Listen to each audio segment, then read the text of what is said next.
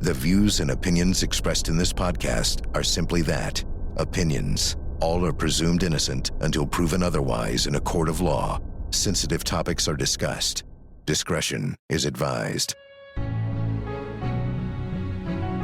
Dr. Dirk Greineder lived what many would consider an incredibly successful life.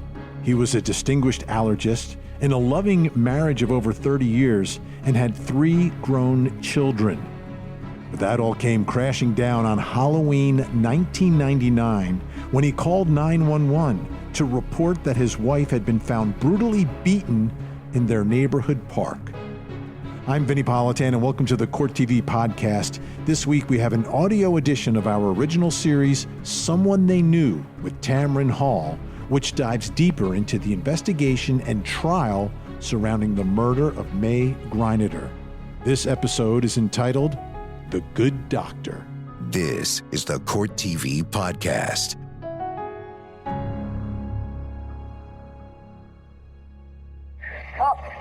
I'm at the custody.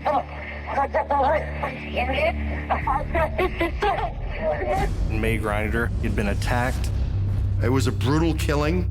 It was something I'll never forget. We were very concerned that this homicide may be connected to other homicides. And I said, what's going on? And we got like a serial killer running around here.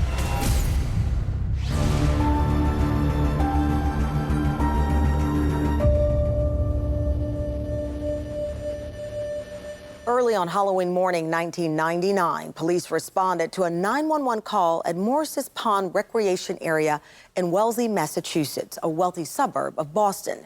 58-year-old May Greineder and her husband had been walking their dog in the park when she decided to take a break. Her husband continued on, and when he returned, he says he found her brutally beaten and stabbed to death.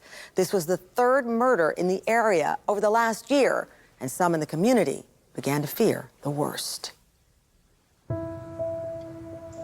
Wellesley is one of the most affluent towns in the country. Most of its residents are college educated. There's a lot of influential people across the captains of industry that live there. Unbelievable schools. You're about 15, 20 minutes out of Boston, straight down the Mass Pike. It's a very attractive place to live. We had our share of crime, mostly property crimes. People from the area, particularly like Boston, would want to come to Wellesley to do house breaks or commercial breaks. And yes, we dealt with a lot of that, but no homicides. Very, safe area.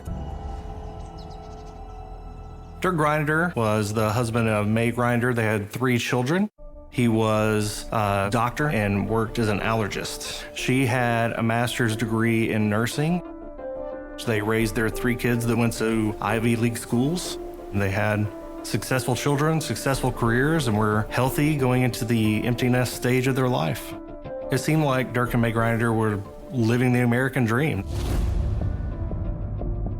It was Halloween Sunday, and it was a beautiful day. And their normal routine was to go for a walk at Morris's Pond, and they would take 1 or 2 of their German Shepherds with them. And they took one of the dogs because the other dog had been acting up. May had been playing fetch with the dog and allegedly hurt her back, so she stopped to take a break from the hike. Dirk went on and walked the dog further for about 10 more minutes. And when he returned to his wife, he found her on the ground. She had been attacked. She appeared to have been stabbed. He wasn't sure if she was dead. He checked her carotid artery, and then he left. He tried to find some help, so he immediately ran out and saw somebody walking down the path, asked if he had a phone, and he didn't. He then ran up the path himself towards his car, where he did have a cell phone, and called the police. I'm at the custody. Where are you? I'm at the bar. Where's the spot? At Morris's Pond? I left because she heard about. Okay, you just need to relax because I can't understand what you're saying. Wait, the car. Okay, you're at Morris's Pond? Whereabouts at Morris's Pond? Is she injured?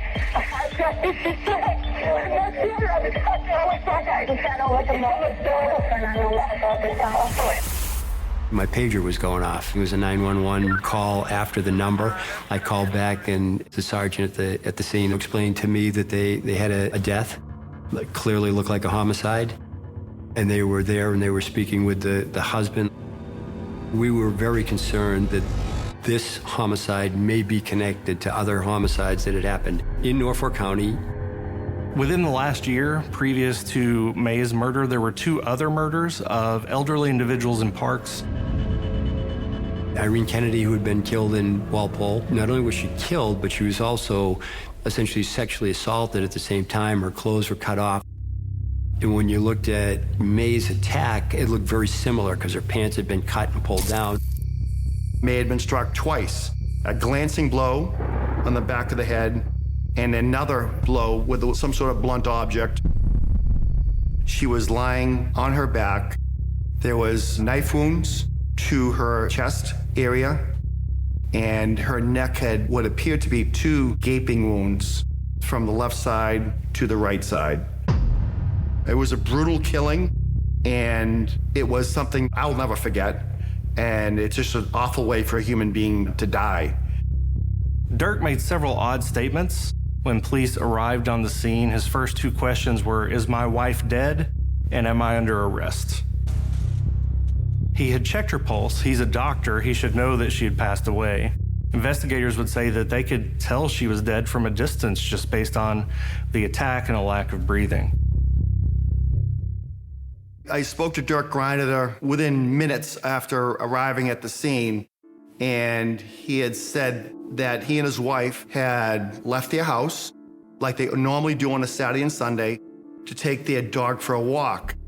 And he mentioned that he usually walks with both his dogs, but his other dog, Wolfie, wasn't doing very well, and he only had 1 dog with him. And so it just kind of hit me strange that he's talking a lot about his dogs.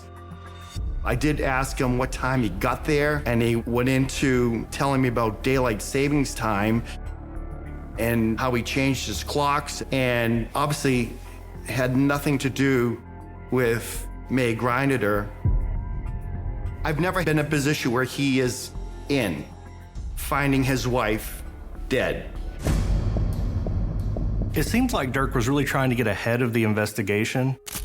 Dirk offered up the fact that his DNA may have been present on May's body because that morning they both had nosebleeds at the same time and used the same towel. He also noted that she had given him a back rub, so his DNA may be under her fingernails. As events started to unfold, it became clearer and clearer. The stories that he was telling different officers that were there at the scene just didn't line up. It was a different story with everybody that he talked to. Speaking to the investigators there, they had spoken to the witnesses, and they told me a different story than what Dirk told me. The witnesses said that Dirk comes out of the wooded area where May was found, doesn't go straight up towards where his car is, walks around the cul-de-sac, kind of in the shadows of the trees, walks down the access path, and then emerges just a few seconds later. We questioned him about it. He said, "Oh, I saw something." "Well, what did you see?" "I think I saw a shadow go down there, and I wanted to see if they had a cell phone." So that was really odd. It seems like Dirk was aware of what police would be looking for and that he anticipated the questions and their techniques in trying to find out who attacked May. Also, his appearance just didn't make sense. He's got this yellow windbreaker on. He's got, what appears to be blood, all over the place, but there's no blood at all on his hands. I wasn't sure whether or not, he had washed his hands. And then I learned that our detective had asked him about it, and he said he hadn't washed his hands. So that really started to raise some red flags. Our editors at the Herald, right, they were all like, "Hey, there could be a serial killer running around," and they're getting all ginned up for that scenario. They happened to have a source that was pretty high up in the state police, and I called him. And I said, "What's going on? And we got like a serial killer running around here?" And he said, "No, the husband killed her." So I said, "Okay, but you can't print that because, that's kind of off the record, but for you to know, they're looking at the husband on this." These aren't things that say he did it, he absolutely did it, the smoking gun. These are all just bits and pieces of the puzzle that made up this investigation. Detectives from the Massachusetts State Police and the Wellesley PD worked in tandem to close off the crime scene, interview witnesses, and search the Morris Pond area for evidence. By nightfall, they would make their first key discovery.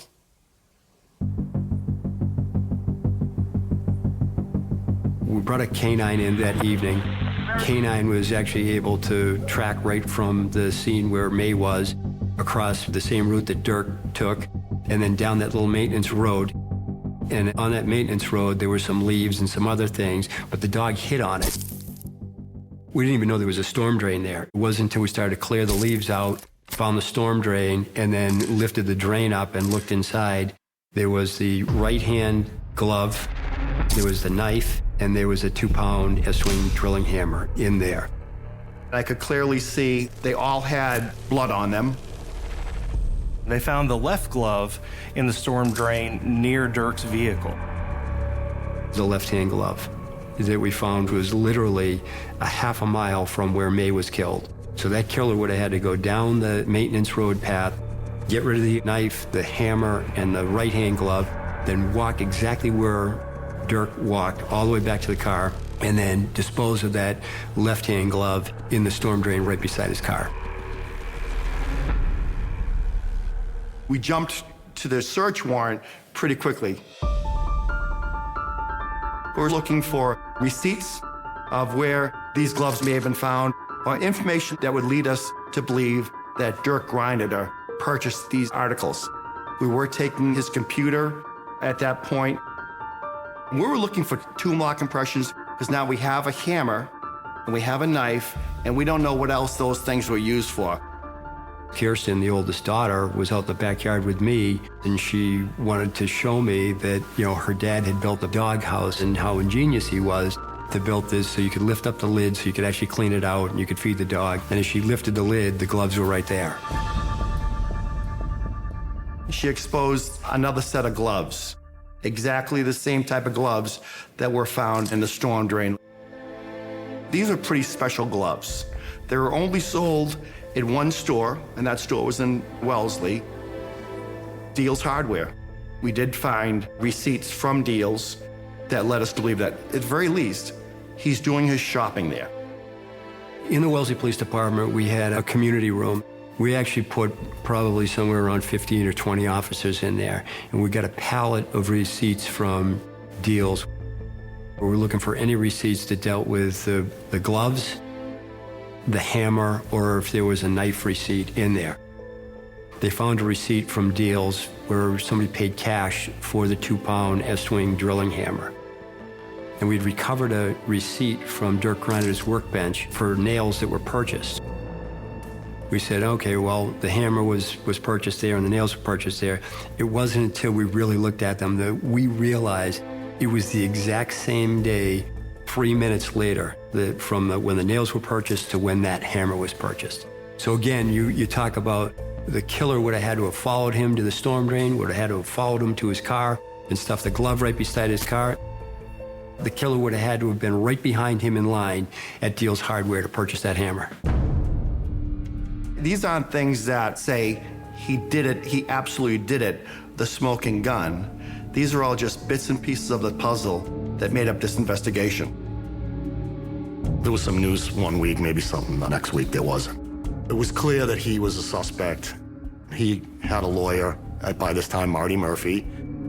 So we just, wrote about the suspicion and the denials from the lawyers. There wasn't really any news with it, but you kept digging at it. What was really difficult for me was, as the investigation started to move on, everybody wanted, the inside information on what was happening. And we're in no position to provide confidential information from an investigatory standpoint. We couldn't talk about it. Clearly, I was getting pressured to, why can't you just make an arrest? If you know who it is, you need to make an arrest. They said, you have to trust me and let this process play out. You can't do that to me. We searched every inch of that home. There were some boxes in the garage, and Lieutenant Cunningham just started going through them and found what we call as the sex box. The box had Viagra that, he had prescribed to himself and had some Trojan rubbers in there as well. He had told me that he didn't have sexual relationship with his wife. He had gone beyond that. We found through his many credit cards, he had a pseudonym. He had another name that he was going under, Thomas Young. He had a double life. It didn't mean that he killed May because of this. But as a detective, I want to know who, what, when, where, and why. We established a grand jury right away. They found loads and loads of pornography. They found phone records from Dirk calling sex phone numbers.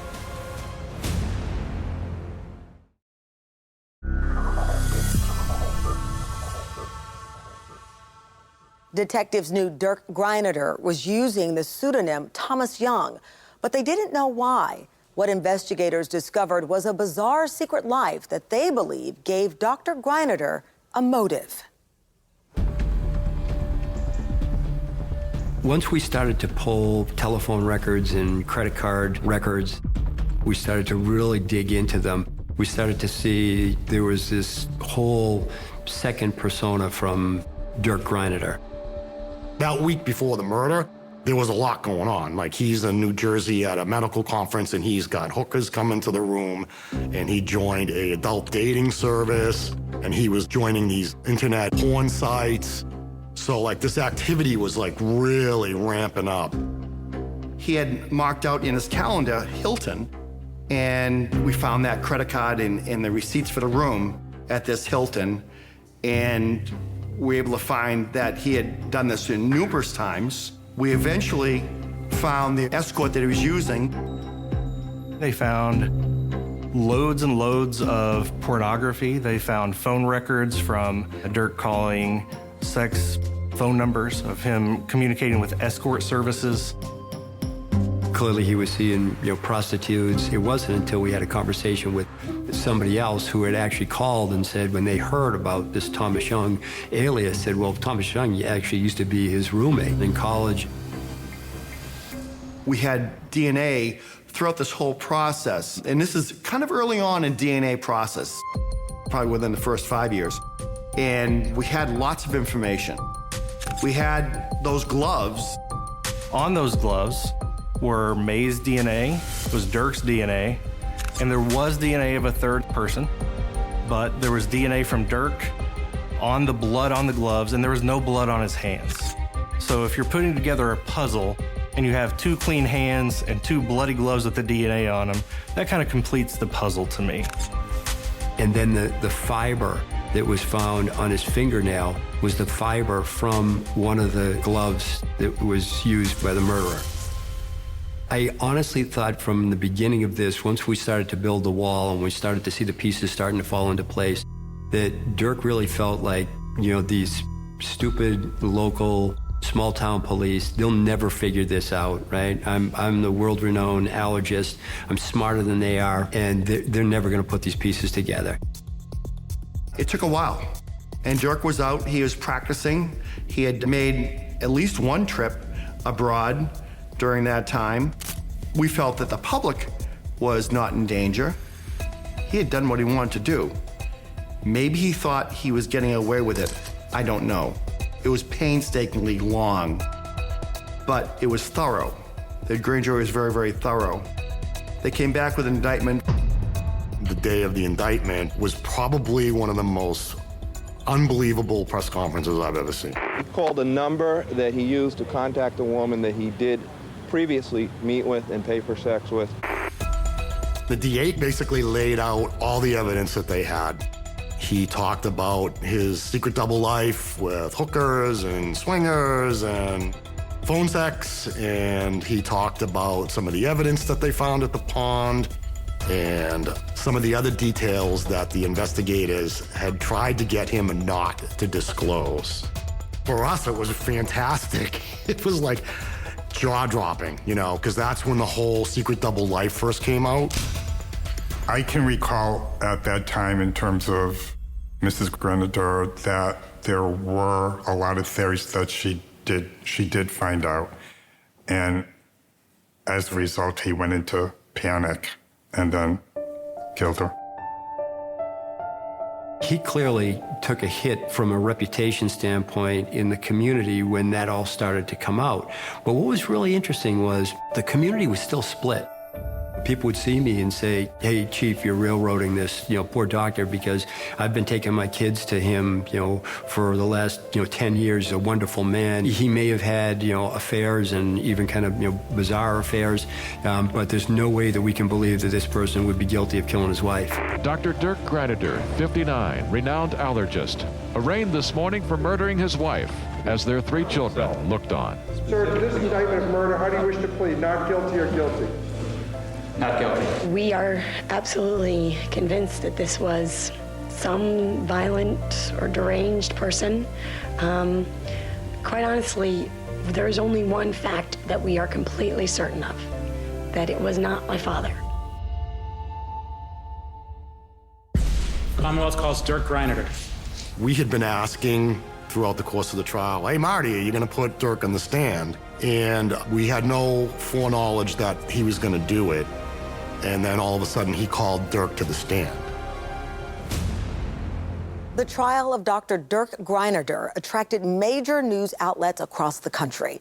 With the continued support of his 3 children, the doctor maintained his innocence. His attorney, Martin Murphy, would argue that even if the allegations of a secret sex life were true, that doesn't make Greineder a murderer. The question was, would the jury buy it? The first day of trial, we show up, and Core TV's there, and they've got this huge tent set up on the lawn because they had like an outdoor studio there. You got the whole street lined with the TV trucks. There's all kinds of media there. It was like the circus came to town. Indictment number 108588, Commonwealth versus Dirk Greineder. This juncture, I'm going to turn the case over to the attorney for the Commonwealth for his opening statement. Thank you, Your Honor. She dead? Am I going to be arrested? 30 to 40 minutes after this defendant called the Wellesley police to say that his wife had been attacked, and those are his words. This physician. You'll hear how May Greineder appeared in that pathway when he asked that question. Paul Fitzpatrick will tell you, 7 months away from retirement, a lifelong uniformed patrol officer from 20 feet away, he saw May Greineder had not an ounce of life in her. White as a sheet. Ladies and gentlemen, the physical evidence of this case will show you what happened, where it happened, and who did it. The location of the evidence, the testing on the evidence, the actions and words of this defendant, ladies and gentlemen, I suggest to you will leave you with no doubt whatsoever.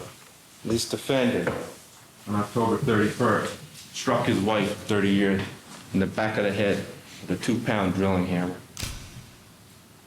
and then cut her throat, and tried desperately to get rid of those items, and couldn't. The prosecution strategy was to build a wall of evidence. They didn't have a smoking gun. They had the blood spatter evidence, they had, the murder weapons, they had the DNA evidence. They felt that they had enough to convict him. His name is Dirk Greineder. The evidence will show that he is 60 years old. He was the husband of the victim in this case, May Greineder. The evidence will show that he and May were the father of 3 children.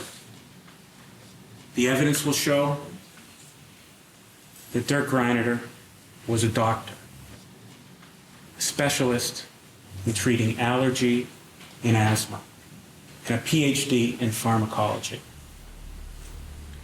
And what the evidence will show, what the real stuff in this case will show, most of all, is that the man seated with me at the counsel table, Dirk Greineder, is an innocent man wrongly accused of a terrible, terrible crime that he did not commit. What the evidence will show is that the state cannot meet its burden of proving beyond a reasonable doubt that he was May Greineder's killer.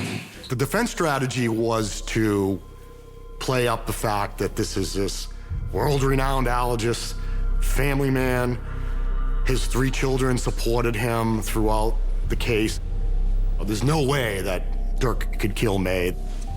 Good morning. Could you introduce yourself to the members of the jury, please, by telling them your name, spelling your first name and last name? My name is Kirsten Greineder. I wonder whether you could tell us something about what it was like to grow up in your family. Tell us about your parents' relationship with each other and with you and your brothers and sisters when you were children. I truly had a wonderful childhood. It's really been as I've gotten older that I've realized how blessed I was. I had 2 parents, and continue to have parents who loved me. The children of Dirk and May, who were clearly behind their father, physically behind their father during this whole trial. And the jury took note of that. They knew that they were with their father, and they were all well-educated, and they made a decision that their father couldn't have done this. That was strong for them. Dr. Greineder, could you tell the jurors in November, in the weeks after your mother's death, what was your knowledge as to any marital infidelity amongst your parents? I was not aware of any. What did you state to the investigators? At that time, I said that the possibility of any extramarital affair between my parents was completely out of the question. It was only subsequent to the indictment of your father that you learned the details of that information. Is that correct? Yes. And after, in fact, that indictment occurred, the following day, you talked to your father on the telephone. Is that correct? I'm sure I did. Doctor, you then asked your father if your mother knew. Isn't that correct? I actually remember that, and I remember him not answering me because he said... Your father told you, I think so, didn't he? At this point, I recall never knowing exactly the answer to that question. I don't know, so... Do you recall telling other people present that your father said, I think so, in response to your question as to whether or not your mother knew? I don't recall it. Thank you, Doctor. Sure. The prosecution was trying to show she found out about it and there was an argument. I don't know that that ever happened. There was never evidence of her finding out about his escapades, but we do know that he was escalating his involvement with escort services as his involvement with pornography in the days and weeks leading up to the murder. Commonwealth calls Dirk Greineder. We had been asking throughout the course of the trial, hey, Marty, are you going to put Dirk on the stand? And we had no foreknowledge that he was going to do it. And then all of a sudden, he called Dirk to the stand. Doctor, in the mid-1990s, did your relationship with your wife change in any way? Yes, it did. And could you tell the members of the jury how it changed? Around that time, she seemed to progressively lose interest in sex and subsequently also apparently developed some discomfort and pain, which led to our stopping having sexual relations sometime in mid-1990. And how did that sit with you? I was disappointed. At first, did you do anything as a result of that disappointment? At first, no. After a while, and I really can't put a time on it, months, maybe a year, I experimented with some phone sex. Is this something Doctor, you have difficulty talking about? Yes. It's embarrassing. The sex addiction is an addiction like the alcohol or the drugs, the shopping, the food, where you're so into it that it's out of control, that controls you rather than you being able to control it. During these years, Doctor, Were you happy with your family life? Very much so. I felt really blessed to have the family that I had. I thought that we really couldn't do much better. With that one exception, which I've mentioned, but what the family meant to me and means to me is so much more. And my wife was the most wonderful person I'd ever met. Can you explain to the members of the jury, Doctor, how it is you can say that you felt happy when you were going on phone sex numbers and going on pornographic websites? It wasn't central. It was a side activity. I was, I guess, gratifying a secondary need, and obviously I did it, and I'm not proud of it. Dirk was up there like crying, but nobody saw any tears. On October 31, 1999, Doctor, did you want to kill your wife? I did not. Doctor, did you kill your wife?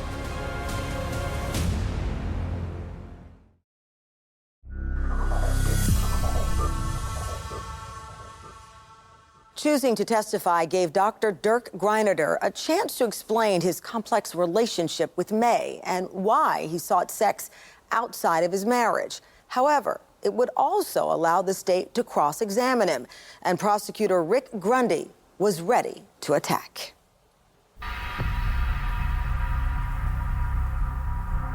Did there come a time, sir, when you made a decision to contact a prostitute? Yes. When was that, sir? In February 1998. And why did you make a decision in February 1998 to contact the prostitute? I really don't remember. I guess I decided I still wanted a sex life. He said the reason why he was using escorts is that he and his wife were not sexually compatible anymore. And for me, that was blaming his wife, not him taking on responsibility for using the escorts. Doctor, before October 31, 1999, did you form an elaborate plan to kill your wife? I did not. On October 31, 1999, did you go out to Morse's Pond with gloves and a hammer and a knife with the intention of killing your wife? I did not. On October 31, 1999, Doctor, did you want to kill your wife? I did not. Doctor, did you kill your wife? I did not. I have nothing further on. Doctor, on October 31st, had Britt called Kirsten to inform her of the death of her mother. Is that correct? Yes, sir. And you had Britt call Colin to inform him of the death of her mother? I don't recall exactly how we tried to reach Colin. Marty leads him through the softball questions. I loved May, I could never hurt May. And when Murphy finished his direct, before he could even get back to his chair, Grundy jumped out of his chair. Remember, it's jury that you called Belinda Markell to inform her of the death of her Aunt May? I know I talked to Belinda about the death of her aunt. My question to you, sir, is who called her? I don't remember. And who called May's older sister to inform her of the death on October 31st of 1999? I have, best of my recollection, Britt, a member of my family. And on October 31st, 1999, you loved May. I love May When now. Britt was making those calls. And on November 1st, you loved May too. Isn't that correct, sir? I love her now. And you called who on November 1st? I called Miss Dulio. Thank you. To cancel. Take a lunch break, Your Honor. With Dirk's first phone call after the murder of his wife to an escort service just speaks to the power of addiction. Sir, you indicated that you met with a prostitute in February of 1998. Is that correct? That's correct. And her first name was Elizabeth, wasn't it? It was. And she asked you if you're married, didn't she, sir? She did. And you told her, I'm separated. I've been separated for a long time. I did tell her that I was separated, and I might have used the word divorce, but it was because I was so embarrassed that I should need to use a prostitute while I was married, standing there with my wedding ring. And then you went back to Elizabeth to have sex with her again, despite her embarrassment. Took your ring off, and you made a point of saying to her, look, I don't have my wedding ring on anymore, didn't you, sir? I did. And, sir, you got over that embarrassment, didn't you, sir? Over time. I absolutely thought that all the sexual activity that he was involved with went directly to motive, because in some of those conversations with some of the prostitutes, they talked about him talking about being free in the future. Don't know anything about this glove that was some less than 40 feet from your van that day? No, I do not. You don't know anything about this glove from that storm drain where you walked down after no one? I do not. Tell me why you don't see any blood on your hands. I don't know. Well, it's because you had gloves on, isn't it? I did not. You had gloves on and killed his wife. Do you recognize this to be the deal's copy of a receipt Mr. Murphy showed you yesterday? That's correct. That was from your workbench, is that correct, sir? The one I saw yesterday was from my workbench. I have been told it was from my workbench. You have no memory of it, is that correct? I have no memory of that, nor its contents. Do you agree with me, sir, that those purchases are approximately 2.5 minutes apart from one another? I believe we've seen that established here. Did you buy that hammer, sir? I did not. He's a bad witness. But I think that was their only hope, was to put him up there and hope that he could convince them that he didn't do it. I felt pretty confident that they're going to convict him. I had probably a 10% of me thinking we missed something. After 6 weeks of testimony, the evidence seemed stacked against Dr. Dirk Greineder. But was it enough to convict him beyond a reasonable doubt? Mr. Murphy? Murphy versus Grundy. They were friends. They were really, really good attorneys. It was like a heavyweight fight. What evidence is there of any connection between Dirk Greineder and that nut? Memory serves. They sell a knife at Home Depot. Dirk Greineder shops at Home Depot. How many of us does that connect to that knife? Brown workers. Well, they certainly have proved that Dirk Greineder owned a similar pair of brown work gloves. They sell those brown work gloves at Deals. He shops at Deals, and he admitted that he bought the other brown work gloves at Deals. But he's not the only person who's ever bought brown work gloves at Deals. Something on the order of 50 pairs in 1999. And what about the hammer? There's no evidence that he went back 2 minutes later and bought that hammer. And there's no evidence that that's the hammer that was found in the storm drain. Holes, gaps, connecting dots. It's not your job. That's guesswork, and that's speculation. What's needed to bring back a guilty verdict in this case, members of the jury, is proof. And in terms of Dirk Greineder's connection to the articles at the crime scene, there's no proof. Ladies and gentlemen, I suggest to you that the defendant's greatest offense here just don't want to believe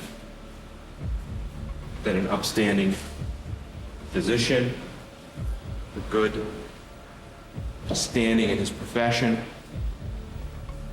loved by his children, could commit such a crime. But I'd ask you to do something, ladies and gentlemen. I'd ask you to close your eyes and put in your mind who you think a killer is, what he should look like, how he should appear, how he should come across, and apply the exact same facts to that image that have been brought before you in this case. That if that image in your head, with those facts applied, is guilty, and so is the defendant. I felt pretty confident that they were going to convict him. I had probably a 10% of me thinking we missed something. We didn't push hard enough on one area or the other.